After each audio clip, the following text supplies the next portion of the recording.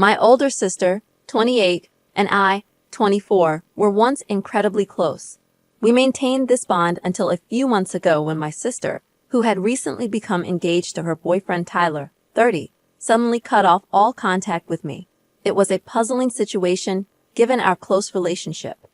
I had eagerly accepted her invitation to be her maid of honor, actively participating in the wedding preparations. However, around 2 months ago, she inexplicably stopped talking to me. She removed me from the bridesmaids group chat, ignored my calls and texts, and even refused to let me into her house when I visited. The lack of communication and her unexplained behavior left me hurt and confused. My parents were as clueless as I was about this sudden change in her behavior. Despite the silence, I tried to carry on with my life, but her actions continued to weigh on my mind. The final blow came when the wedding invitations arrived, and I did not receive one. It shattered me emotionally, as my sister and I had been inseparable growing up. Still, I respected her wishes and didn't confront her about it. Yesterday, my sister got married, and my emotional state was at its lowest. I spent the day in bed, drowning my feelings in food, feeling awful for not being there as her maid of honor, as we had planned. Then, an unexpected call from my mother brought some clarity. During her wedding speech, my sister mentioned me and accused me of trying to steal Tyler from her at their engagement party. She joked about how I had a history of taking her things, but assumed I would stop at clothes and not go after her future husband. This revelation made everyone uncomfortable, and my mother was furious. I tried to explain to my mother that I hadn't done any such thing, but she was too upset to listen to me. She was angrier with my sister for airing our dirty laundry in front of our family and friends. Since she couldn't confront my sister on her wedding day, I bore the brunt of her anger. Finally, I realized why my sister had cut me out of her life, and I placed the blame on Tyler. A few days before the silent treatment began, I had attended my sister's engagement party, wearing a lavender dress she had bought for me. I had enjoyed some drinks, including champagne, and found myself feeling quite drunk. I refrained from questioning Tyler's intentions when he asked me to accompany him to the kitchen for more snacks. Although I found it odd that he chose me over my sister, I brushed it off as a minor detail. In the kitchen, he complimented my appearance in my dress, and I thanked him. That's when he started suggesting that I didn't need to dress up to catch his attention, implying that I could attract him effortlessly. In my drunken state, I attempted to diffuse the situation with a sarcastic remark, stating that it was my intention all along. I meant it as a joke, but Tyler seemed to take it seriously, staring at me intensely. Just then, my sister walked in, seemingly cheerful, and ushered us out, urging us to enjoy ourselves. I didn't think much of the incident at that time, but looking back, I realized that this might have been the reason for her anger. I regret not addressing it then and there, but I never thought my sister would believe I was flirting with her fiancé. I would never do something like that to her or anyone else. I blame the alcohol for my lapse in judgment. I wish my sister had confronted me about it instead of cutting me out of her life without an explanation. If she had given me a chance to explain, this whole situation could have been avoided. I hold Tyler responsible for the mess, as he was the one flirting with me at his own engagement party. If anyone should have been cut out of her life, it should have been him, not me.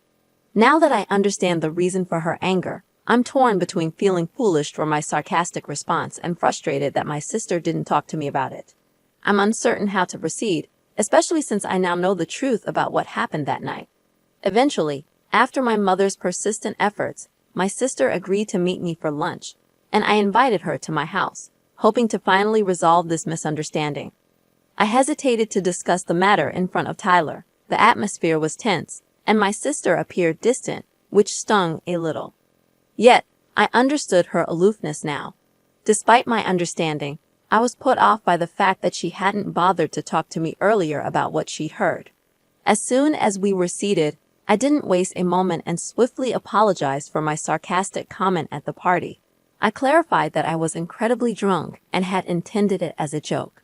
I emphasized that I would never do anything so disrespectful to her, and I had zero interest in Tyler. The conversation that day had been initiated by Tyler, and I had attempted to lighten the intensity with humor, given my shock at his advances and my intoxicated state. While explaining, my sister looked increasingly perplexed and interjected, claiming she thought I had initiated the conversation. Apparently, after the party, she confronted Tyler, who concocted a story where he painted me as the aggressor.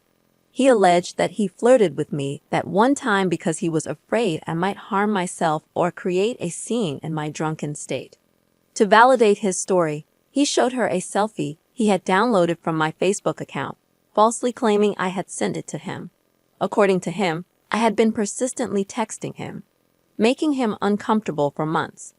He said today's incident was the final straw. He even shed a few tears to enhance his act, which my sister, unfortunately, fell for. I displayed my inbox, revealing the truth about my limited interactions with Tyler.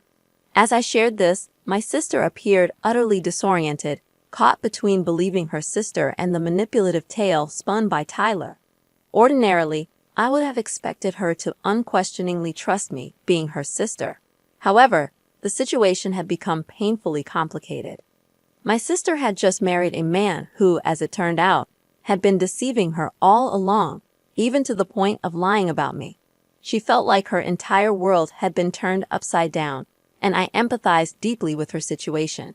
I regretted not being forthright with her that day, choosing instead to avoid confrontation. I knew that if I had spoken up then, this entire mess could have been avoided. Once the truth came out, my sister didn't say much and left, but I understood the turmoil she was going through. Ultimately, the decision of whom to believe rested with her, and I respected that. I had done my part by sharing my side of the story, the truth. Now, all I could do was hope for a positive resolution for both of us. As for Tyler, I had no sympathy for him. He could go to hell, as far as I was concerned. The last time I talked to my sister was a devastating experience for her, realizing that her husband might not have been truthful and that she could be with the wrong person was a harsh reality. That was 3 days ago, and since then, significant developments occurred. My sister confronted Tyler about his claims regarding me hitting on him. Initially, he vehemently denied it, labeling me a liar with no morals, accusing me of attempting to break them up. However, under my sister's persistent questioning, he eventually confessed. He admitted fabricating the entire story that night, shifting the blame onto me. He tried to pass it off as a drunken mistake, but his lie unraveled. Tyler had intentionally flirted with me, sober and fully aware, initiating the inappropriate conversation that my sister had overheard. To cover his despicable attempt at cheating, he devised an elaborate lie, causing my sister to cut ties with me for weeks over something that wasn't my fault. My sister couldn't forgive Tyler for his deceit. Not only had he attempted to flirt with me at their engagement celebration, but he also lied about it, deeply hurting her trust. They had a heated argument, during which Tyler attempted to gaslight her, shifting the blame back onto her for pressuring him. His attempt to minimize his actions only worsened the situation. This altercation shattered any chance he had at redemption. Frustrated and hurt, my sister left their home and came to me for support yesterday. Instead, she was visibly upset and hardly discussed her feelings, which was concerning since my sister had a tendency to bottle up her emotions until they reached a breaking point, leading to inevitable mental breakdowns. I've already started searching for family attorneys who can assist with an annulment or divorce, whatever the next step may be. I'm certain she won't return to him, given that she hasn't responded to his calls or texts and has instructed me to block him from her phone and delete their pictures together. She simply can't bring herself to do it. It's truly heartbreaking. What it is. Personally, I'm relieved that she's ending the relationship, even though it's been less than a week since they got married. I don't believe Tyler deserves someone as wonderful as my sister. One morning, she saw me quietly crying at breakfast and inquired about the reason for my distress. I hesitated to explain it to her, as I felt responsible for her marriage falling apart in less than a week. If only I hadn't acted foolishly on the night of her engagement party.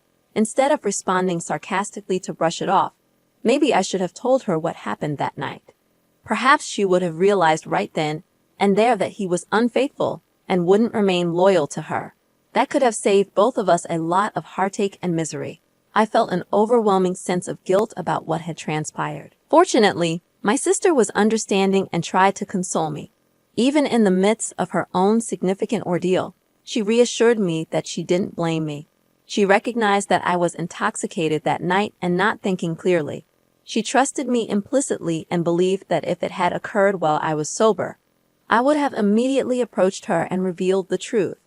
The reality was that it never even crossed my mind later on that she might have overheard the conversation, which is why I didn't inform her about it afterward, even when I had sobered up. I was too apprehensive about appearing like a homewrecker, despite not being one.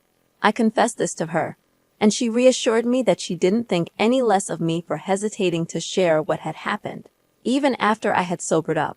It was a confusing and unprecedented situation for both of us, and she couldn't guarantee that she would have reacted kindly or believed my account of Tyler's advances had I told her. We both made mistakes, but what mattered was recognizing them and striving to improve. Instead of dwelling on the situation, my sister chose to forgive me and encouraged me to do the same. I consider myself incredibly fortunate that she decided to be kind and understanding. She truly is the best older sister I could have asked for. Honestly, they are going to file for divorce with mutual consent. It has been a week since my sister moved out, and Tyler made desperate attempts to paint me as the villain, but his efforts were in vain. 3 days ago, he visited us, falling to my sister's feet, pleading for her forgiveness. He made numerous promises, vowing never to repeat his actions, professing his love for her. Despite his emotional appeals, my sister remained resolute, firmly rejecting any possibility of reconciliation. I was present during the entire conversation, and when Tyler realized that my sister wasn't going to blindly believe him, he resorted to blaming me for everything that had transpired. Tyler had the audacity to fabricate lies about me right in front of me. This led to a heated argument between us. He accused me of flirting with him and dropping hints, alleging that I wore that dress just for him and had followed him to the kitchen intentionally. According to him, my laughter at his jokes and supposed stolen glances were signals I had sent his way. It was almost pathetic how he was trying to portray me as the homewrecker. The truth was, I was laughing because I was tipsy, and my laughter wasn't reserved for him alone. His claims about stolen glances were entirely imaginary. I had chosen not to wear my glasses that day and was squinting because I could barely see in the dim lighting. None of his accusations held any truth, and I firmly confronted him, putting him in his place. The argument escalated to the point where my sister had to step in to prevent any physical confrontation. Tyler was in my face, refusing to back down, attempting to intimidate me. However, his efforts were futile. Despite my smaller size, I was trained in jiu-jitsu, and I was prepared to defend myself and my sister if he laid a finger on us. I was on the verge of confronting him physically, ready to teach him a lesson he'd never forget. He was fortunate my sister decided to intervene before things escalated further. Despite his failed attempt to blame me, he resorted to profuse apologies and tears. I feared my sister might fall for his act since he appeared genuinely remorseful, but she instructed me to leave the room while she spoke to him privately. Reluctantly, I stepped out, trusting my sister's judgment, even though I was unwilling to leave her alone with that jerk. After what felt like an eternity, I heard the door close, signaling his departure. My sister appeared visibly dejected, and I patiently waited for her to share their conversation.